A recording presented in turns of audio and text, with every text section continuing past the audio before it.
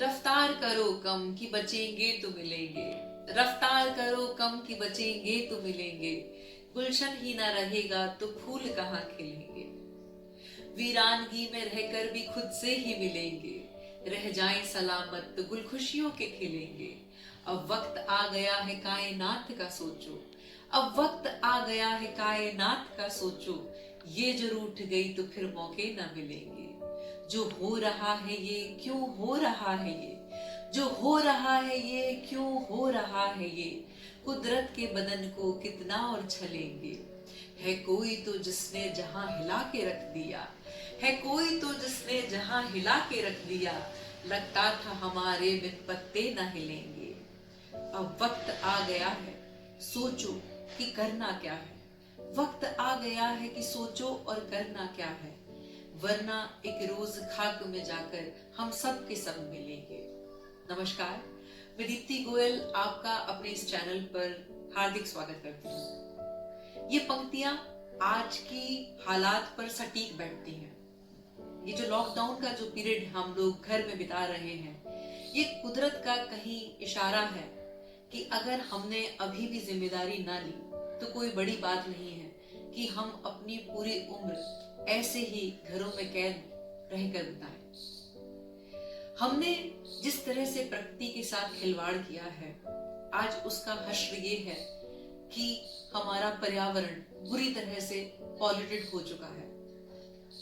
15 मार्च से पहले तक हम लोग आजाद बेबाक घूम रहे थे, लेकिन हमने कभी उस नेचर के लिए अपना ग्रैटिट्यूड शो नहीं किया कि हम कितने आजाद हैं उस खुली हवा में सांस लेने के लिए। हम जब चाहें घर से निकल सकते हैं, हम जब चाहें घर वापस आ सकते हैं। पर आज इस लॉकडाउन पीरियड में हमें वो टाइम याद आ रहा है और हम लोग बहुत ज्यादा विचलित हैं कि कब ये टाइम ओवर होगा और हम दोबारा से वापस बाहर जा पाएंगे।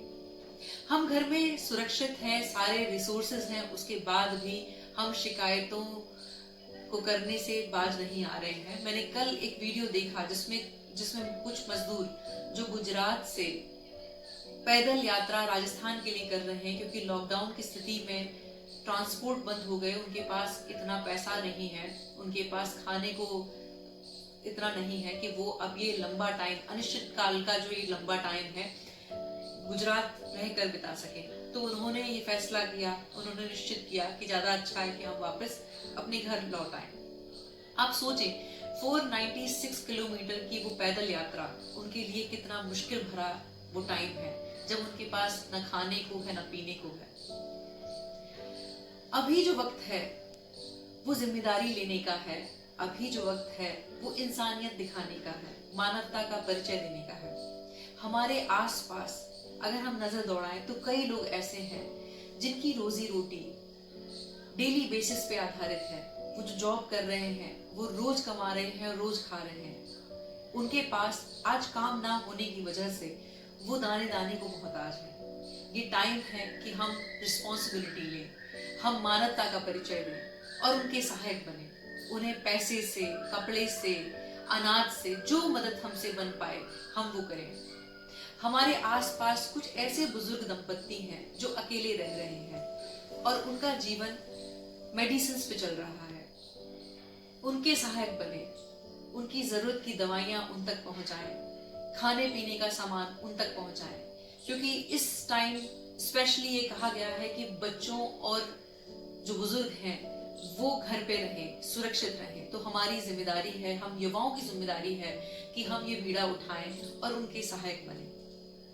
अभी मेरी कल एक फ्रेंड से बात हो रही थी और बात होते होते कोई बात नशे पे चली और उन्होंने एक बहुत अच्छी बात कही कि जो लोग तंबाकू, सिगरेट, शराब के नशे के आदी हैं, वो इनके लिए ये टाइम वरदान साबित हो सकता है, क्योंकि ये जो लॉकडाउन जो पीरियड जो बताया गया है वो 21 डेज का बताया गया है और किसी भी हैबिट को डेवलप करने के लिए ये बताया जाता है कि अगर हमने अपनी विल पावर का यूज करते हुए ये 21 दिन संकल्प के साथ बिता लिए तो हम अपनी इस एडिक्शन वाली सिचुएशन से ओवरकम हो सकते हैं। तो अपने इस टाइम को अच्छी हैबिट्स बनाने में यूटिलाइज करें, अपना बेस्ट वर्जन बनने में यूटिलाइज करें। ये सेल्फ ग्रोथ के लिए बेस्ट टाइम है जब हम नेचर के साथ एकांत में बैठकर खुद से बात कर सकते हैं, खुद से ये पूछ सकते हैं कि हम करना क्या चाहते हैं।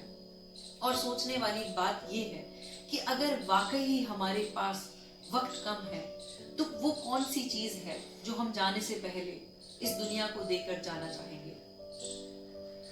ये वक्त है चिंतन का, ये वक्त है मनन का। अपने साथ वक्त बिताएं और प्रोडक्टिव हो। मुझे उम्मीद है कि ये वीडियो आपको पसंद आया होगा। अगर पसंद आए तो लाइक करें, सब्सक्राइब करें, शेयर करें। बहुत बहुत शुक्रिया, बहुत बहुत आभार। नमस्कार।